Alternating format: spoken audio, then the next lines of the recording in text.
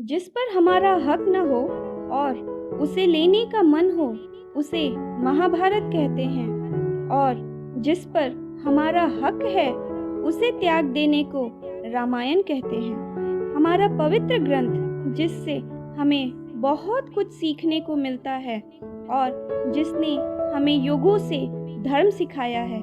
यह गाथा न केवल विभिन्न रिश्तों के आदर्शों को परिभाषित करता है, बल्कि हमें खुद को बेहतर संस्कारी होने के लिए प्रेरित भी करता है। जय श्री गणेश दोस्तों, आज हम लेके आए हैं 8 लर्निंग्स फ्रॉम रामायण।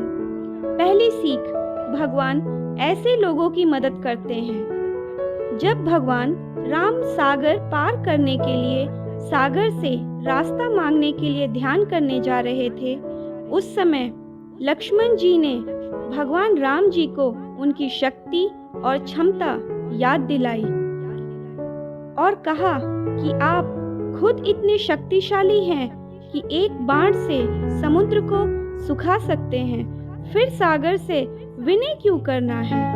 तब श्री राम ने कहा, शक्ति प्रदर्शन करने से पहले शांति से परिस्थिति को संभाला जाना चाहिए। एक शक्तिशाली को भी संयमी होना अत्यंत आवश्यक है। आप अपने काम भरोसे से कीजिए, भगवान आपकी सहायता जरूर करेंगे। दूसरी सीख, बुराई पर अच्छाई की जीत। रावण ने अपनी बुरी नजर माता सीता पर डाली। अंत में भगवान राम ने अपनी शक्ति से रावण को पराजित कर अपनी पत्नी सीता को वापस लाया। इससे हमें यह शिक्षा मिलती है कि अगर अपनी नीयत और संस्कार अच्छे हो तो बुराई कितनी भी शक्तिशाली और बड़ी क्यों न हो, हमेशा सच्चाई की ही जीत होती है। तीसरा, विविधता में एकता।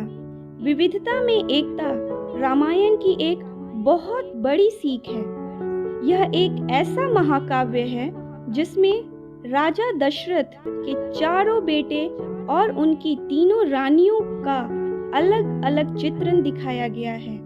इतनी विविधता के बावजूद भी परिवार में एकजुटता बनी रहती है और यही हर परिवार के दुख की घड़ी से बाहर निकालने की सीख देती है। चौथी सीख, अच्छी संगति का महत्व। दासी मंथरा के बुरी संगति का प्रभाव कैकेयी पर पड़ता है और राम का 14 वर्षों का वनवास होना यह सीख देती है कि हमें बुरी संगति से बचना चाहिए और एक अच्छी संगति में रहना चाहिए ताकि नकारात्मकता हम पर हावी न हो। पांचवी सीख, सच्ची भक्ति और समर्पण।